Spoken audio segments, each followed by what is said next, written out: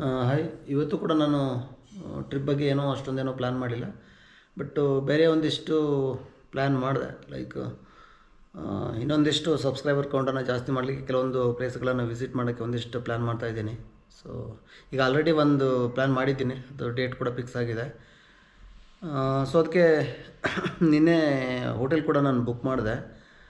4 ನೈಟ್ಸ್ಗೆ ನನಗೆ ಎಷ್ಟು ಅಂದರೆ 6500 ಏನಾಯಿತು. ಇನ್ನೊಂದು ಯಾವುದೋ ಒಂದು ಬೇರೆ ವೆಬ್ಸೈಟಲ್ಲಿ 5000 ಸಮಥಿಂಗ್ ಏನೋ ತೋರಿಸ್ತಾ ಇತ್ತು. ಬಟ್ ನನಗೆ ಅಲ್ಲಿ ಪೇಮೆಂಟ್ ಮಾಡಲಿಕ್ಕಾಗಲಿಲ್ಲ, ಯಾಕಂದರೆ ನಾವು ಬೇರೆ ಕಂಟ್ರಿ ಕರೆನ್ಸಿಯಲ್ಲಿ ಪೇ ಮಾಡಲಿಕ್ಕೆ ಅದೇನೋ ಸಪೋರ್ಟ್ ಮಾಡಲಿಲ್ಲ ಏನೋ ಅನಿಸುತ್ತೆ. ಇನ್ನೊಂದೇನಕ್ಕಂದರೆ ನಾನು ರೀಚ್ ಆಗ್ತಾ ಇರೋದು ಬೆಳಿಗ್ಗೆ ಅರೌಂಡು 5 o'clock ನಾನು ಏರ್ಪೋರ್ಟ್ಗೆ ರೀಚ್ ಆಗ್ತೀನಿ.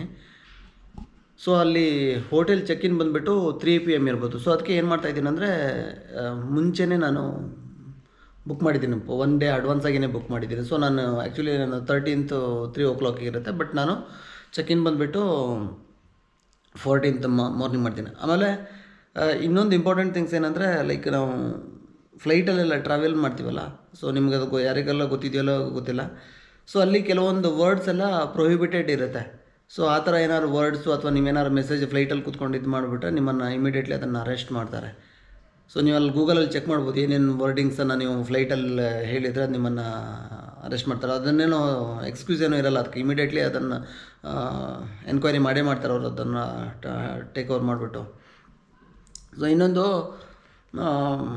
ನಾನು ಲೀವೇನೋ ನಂದು ಅಪ್ರೂವ್ ಆಗಿತ್ತು, ಬಟ್ ನನ್ನ ಸೀನಿಯರ್ ಮ್ಯಾನೇಜರ್ಗೆ ನಾನು ಕಾಪಿ ಮಾಡಿರಲಿಲ್ಲ. ಸೊ ನಿನ್ನೆ ಅವರಿಗೇನೋ ಗೊತ್ತಾಗಿದೆ, ಲೈಕ್ ನಾನು ಬೇರೆ ಕಡೆಗೇನೋ ಒಂದು ಪ್ಲ್ಯಾನ್ ಮಾಡ್ತಾಯಿದ್ದೀನಿ ಅಂತ ಬಿಟ್ಟು ಹಂಗೆ ಕೇಳಿದ್ರು. ಇಲ್ಲ, ಈ ಥರ ಒಂದು ಕಂಟ್ರಿ ವಿಸಿಟ್ ಮಾಡ್ತಾಯಿದ್ದೀನಿ ಫಸ್ಟ್ ಟೈಮ್ ಅಂತ ಹೇಳ್ಬಿಟ್ಟು ಹೇಳಿದೆ. ಸರಿ, ಹೋಗುವ ಅಂತ ಹೇಳಿದ್ರು. ಸೊ ಅವರಿಗೂ ಏನೋ ಹೋಗ್ಬೇಕಂತ ಆಸೆ ಅಂತೆ, ಬಟ್ ಹೇಳ್ತಾಯಿದ್ರು ಫೈನಾನ್ಷಿಯಲ್ ಪ್ರಾಬ್ಲಮ್. ಆಲ್ಮೋಸ್ಟ್ ಎಲ್ಲರದು ಇದೇ ಹಣೆ ಬರಾಗಿರುತ್ತೆ, ಫೈನಾನ್ಷಿಯಲ್ ಪ್ರಾಬ್ಲಮ್ಮು. ಬಟ್ ಇರೋ ದುಡ್ಡಲ್ಲೇ ಅಡ್ಜಸ್ಟ್ ಮಾಡ್ಕೊಂಡು ನಾವು ಹೋಗ್ತಾ ಇರಬೇಕು. ಸೊ ಇಲ್ಲಾಂದರೆ ನಮ್ಮ ಜೀವನ ಮುಗಿದೋಗುತ್ತೆ, ಏನೋ ಮಾಡೋಕ್ಕಾಗಿರಲ್ಲ ಅಷ್ಟೇ. ಆಮೇಲೆ ಯಾರೂ ಕೂಡ ನಮಗೆ ಇದು ಮಾಡು ಅದು ಮಾಡು ಅಂತ ಹೇಳ್ಬಿಟ್ಟು ನಮಗೇನು ಇಷ್ಟನೋ ನಾವು ಅದನ್ನು ಮಾಡ್ತಾ ಇದ್ಬಿಡ್ಬೇಕು. ಇನ್ನು ಶೇರ್ ಮಾರ್ಕೆಟ್ ಬಗ್ಗೆ ಹೇಳಬೇಕಂದ್ರೆ ಇವತ್ತು ಕೂಡ ವೀಕ್ ಆಗಿದೆ, ಇನ್ನೂ ಡೌನ್ ಆಗಿದೆ ಇವತ್ತು ಕೂಡ. ಸೊ ನಂದು ಕೂಡ ಒಂದಿಷ್ಟು ನೆಗೆಟಿವ್ನಲ್ಲಿ ಹೋಗಿದೆ ಇವತ್ತು ಕೂಡ. ಬಟ್ ನನ್ನ ಸ್ಟ್ರಾಟಜಿ ವರ್ಕ್ ಆಗ್ತಾಯಿದೆ, ಬಟ್ ನನಗೆ ಬೆಳಿಗ್ಗೆ ಹೇಳೋಕ್ಕಾಗ್ತಾಯಿಲ್ಲ, ಅದೇ ಆಗ್ತಾ ಇರೋದು ಪ್ರಾಬ್ಲಮ್ಮು. ಇನ್ ಕೇಸ್ ನಾನೇನಾದ್ರು ಒಂದು 8:45 9 ಗಂಟೆ ಒಳಗಡೆ ನಾನು ಎದ್ದೆ ಅಂತ ಹೇಳಿದ್ರೆ ಅಟ್ಲೀಸ್ಟ್ ನಾನು ದಿನಕ್ಕೆ ಒಂದು 3-4 ಸಾವಿರ ಆದರೂ ಕಣ್ಣು ಮುಚ್ಕೊಂಡು ಮಾಡ್ತೀನಿ. ಬಟ್ ಇವಾಗ ಏನಾಗಿದೆ ಅಂದರೆ ಬೆಳಿಗ್ಗೆ ಹೇಳೋಕ್ಕಾಗಲ್ಲ, ಎದ್ದರೆ ಸ್ವಲ್ಪ ಹೆಲ್ತ್ ಪ್ರಾಬ್ಲಮ್ಮು ಕೂಡ ಸ್ಟಾರ್ಟ್ ಆಗುತ್ತೆ. ಆಮೇಲೆ ಲೇಟಾಗಿ ಮಾಡಿದರೆ ಅದು ಅಷ್ಟೊಂದು ಮೂಮೆಂಟ್ ಇರೋಲ್ಲ ಆಮೇಲೆ. ಸೊ ಇಲ್ಲಿ ಟೈಮಿಂಗು ತುಂಬ ಇಂಪಾರ್ಟೆಂಟ್ ಆಗಿರುತ್ತೆ. ಸೊ ಆ ಟೈಮಿಂಗಲ್ಲಿ ಮಾತ್ರ ಅದು ಮೂಮೆಂಟ್ ಜಾಸ್ತಿ ಇರುತ್ತೆ. ಮನೇಲಿ ಒಬ್ಬನೇ ಇರೋದಕ್ಕೆ ನಾನು ಹೋಟ್ಲಿಗೇ ಹೋಗ್ತೀನಿ, ಊಟಕ್ಕೆ ರೆಗ್ಯುಲರಾಗಿ ನಂದು ಒಂದಿಷ್ಟು ಹೋಟ್ಲುಗಳಿದ್ದಾವೆ, ರೊಟೇಷ್ನಲ್ ಆಗಿ ಹೋಗ್ತೀನಿ.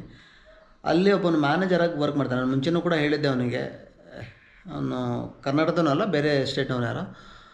ಸೊ ಸಣ್ಣ ಏಜ್, ಒಂದು ಆಲ್ಮೋಸ್ಟ್ ಒಂದು 20 ಒಳಗಡೆನೇ ಇರ್ಬೋದೇನೋ ಮೋಸ್ಟ್ಲಿ. ಆ್ಯಕ್ಚುಲಿ ನಾನು ಈ ಥರ ಕ್ವಶನ್ ಕೇಳಬಾರ್ದು ಅವನಿಗೆ, ಆದರೂ ಕೂಡ ನಾನು ಸುಮ್ಮನೆ ಕೇಳಿದೆ. ಅವ್ನ ಸ್ಯಾಲ್ರಿ ಎಷ್ಟು ಅಂತ ಕೇಳಿದೆ ನಾನು. ಸೊ ಅವಾಗ ಹೇಳ್ದವನು 13,000 ಅಂತ ಹೇಳ್ಬಿಟ್ಟು. ಅವ್ನಿಗೆ ಅದೇ ಹೇಳಿದೆ, ಇವಾಗ ಅವ್ನು ಪರವಾಗಿಲ್ಲ, ಇವಾಗ ಅವ್ನು ಬ್ಯಾಚುಲರ್ ಇದ್ದಾನೆ, 13,000 ಓಕೆ, ಹೆಂಗೋ ಮ್ಯಾನೇಜ್ ಮಾಡ್ಕೊಂಡು ಹೋಗ್ಬಿಡುತ್ತೆ, ಜೀವನ ನಡೆದೋಗ್ಬಿಡುತ್ತೆ. ಪಿ ಜಿಯಲ್ಲಿದ್ದರೂ ಏನೋ ಒಂದು ಅಥವಾ ಶೇರಿಂಗ್ ರೂಮಲ್ಲಿ ಇದ್ಬಿಟ್ಟು. ಇನ್ ಕೇಸ್ ಅವನೇನಾದ್ರು ಮ್ಯಾರೇಜ್ ಆಗಿ ಅವನಿಗೆ ಮಕ್ಕಳಾಗಿ ಆ ಮಕ್ಕಳಿಗೆ ಎಜುಕೇಷನ್ ಕೊಟ್ಟು ಜಸ್ಟ್ ಇಮ್ಯಾಜಿನ್ ಮಾಡಿ ಹೆಂಗಿರುತ್ತೆ ಅವಾಗ. ಕಾಸ್ಟ್ ಆಫ್ ಲಿವಿಂಗು ಕೂಡ ಆಬ್ವಿಯಸ್ಲಿ ಜಾಸ್ತಿ ಆಗೇ ಆಗುತ್ತೆ. ಸೊ ನನಗೊಂದು ಅರ್ಥ ಆಗ್ತಾಯಿಲ್ಲ, ಈ ಸಣ್ಣ ಸಣ್ಣ ಹುಡುಗರೆಲ್ಲ ಇರ್ತಾರಲ್ಲ, ಏನಕ್ಕೆ ಸೀರಿಯಸ್ ಆಗಿ ತಗೊಳ್ಳಿ. ಯಾಕಂದರೆ ಅವರು ಇವಾಗ ಒಂದಷ್ಟು ದಿನ ಕಷ್ಟಪಟ್ಟುಬಿಟ್ರೆ, ಒಂದು ಡಿಗ್ರಿ ಲೆವೆಲ್ ತನಕ ಒಂದು ಎಜುಕೇಷನ್ ಮಾಡ್ಕೊಂಡ್ಬಿಟ್ರೆ, ಸೊ ಫ್ಯೂಚರಲ್ಲಿ ಅವ್ರು ಎಷ್ಟು ಜಾಲಿಯಾಗಿರ್ಬೋದು ಅಂದರೆ, ಒಂದಿಷ್ಟು ಚಾಲೆಂಜ್ಗಳು ಇದ್ದೇ ಇರುತ್ತೆ, ಬಟ್ ಅಟ್ಲೀಸ್ಟು ಏನೋ ಒಂದು ಜೀವನ ಮಾಡೋಕ್ಕಾದ್ರೂ ಒಂದು ಇದಿರುತ್ತಲ್ಲ. ಇನ್ ಕೇಸ್ ಈ ಒಂದು ಸ್ಯಾಲ್ರಿ ಜಾಸ್ತಿ ಆದರೆ ಇನ್ನೆಷ್ಟು ಆಗ್ಬೋದು ಹೇಳಿ, 13,000 ಅಂದರೆ. ಸೊ ಇನ್ನೊಬ್ಬನ ಅವನು ಸಪ್ಲೈ ಇದರಲ್ಲಿ ಲೈಕ್ ಆರ್ಡ್ರೆಲ್ಲ ಕೊಡೋಕ್ಕಿರ್ತಾನಲ್ಲ, ಅವನಿಗೆ ಕೇಳಿದೆ, ಅವ್ನು ಮದುವೆ ಆಗಿದ್ದಾನಂತೆ, 11,000, ಅದರಲ್ಲಿ ಅವ್ನು ಜೀವನ ಮಾಡ್ತಾ ಇರೋದು ಬೆಂಗಳೂರಲ್ಲಿ. ಎಷ್ಟು ಕಷ್ಟ ಇರುತ್ತಲ್ವ. ಸೊ ಅದಕ್ಕೇ ಯಾರಿಗೆಲ್ಲ ಟೈಮ್ ಇದೆಯೋ, ಆಮೇಲೆ ಯಾಕಂದರೆ ಏಜ್ ಆದಮೇಲೆ ನಾವು ಕಾಲೇಜಿಗೆ ಹೋಗ್ಲಿಕ್ಕಾಗಲ್ಲ, ಮೆಮೊರಿ ಪವರು ಕಡಿಮೆ ಆಗ್ಬಿಡುತ್ತೆ. ಈಗ ಒಂದು ಸಲನೇ ಇವಾಗ ಆಲ್ಮೋಸ್ಟ್ ಲೆಸ್ ದೆನ್ 25 ಏಜ್ ಇದೆ ಅಂತ ಹೇಳಿದ್ರೆ, ಒಂದು 3 ಇಯರ್ ಕಂಪ್ಲೀಟ್ ಎಫರ್ಟ್ ಹಾಕ್ಬಿಟ್ರೆ ಮುಂದೆಲ್ಲ ಆರಾಮಾಗಿ ಇದ್ಬಿಡ್ಬೋದು. ಆಮೇಲೆ ಕೆಲಸಕ್ಕೆ ಹೋದ್ಮೇಲೂ ಕೂಡ ಒಂದಿಷ್ಟು ಚಾಲೆಂಜಸ್ ಇದ್ದೇ ಇರುತ್ತೆ, ಅದು ಬೇರೆ. ಬಟ್ ಅಟ್ಲೀಸ್ಟ್ ನಿಮ್ಗೊಂದು ಆಪ್ಷನ್ ಇರುತ್ತೆ, ಒಂದು ಆಫೀಸ್ ಸೆಟ್ ಆಗಲಿಲ್ಲ ಅಂತ ಹೇಳಿದ್ರೆ ಬೇರೆ ಆಫೀಸಿಗೆ ಆದರೂ ಹೋಗಿ ಅಟ್ಲೀಸ್ಟ್ ಸ್ಯಾಲ್ರಿ ಆದರೂ ಜಾಸ್ತಿ ಬಂದಿರುತ್ತೆ. ಸೊ ಏನೋ ಒಂದು ಮಾಡ್ಕೊಂಡು ಹೋಗ್ಬಿಡ್ಬೋದು. ಯಾಕಂದರೆ ಎಜುಕೇಷನ್ ಬಂದುಬಿಟ್ಟು ನಾವು ಒಂದೇ ಒಂದು ಸಲ ಮಾಡೋಕ್ಕಾಗತ್ತೆ, ಆಮೇಲೆ ಮತ್ತೆ ಬಿಟ್ಟು ಇದು ಮಾಡೋದು ತುಂಬ ಕಷ್ಟ ಇರುತ್ತೆ. ಸೊ ಐ ಥಿಂಕ್ ಇಷ್ಟೇ ಅನಿಸುತ್ತೆ ಇವತ್ತಿನ ವೀಡಿಯೋದಲ್ಲಿ. ಸಿಗೋಣ ನಾಳೆ. ಬಾಯ್ ಬಾಯ್.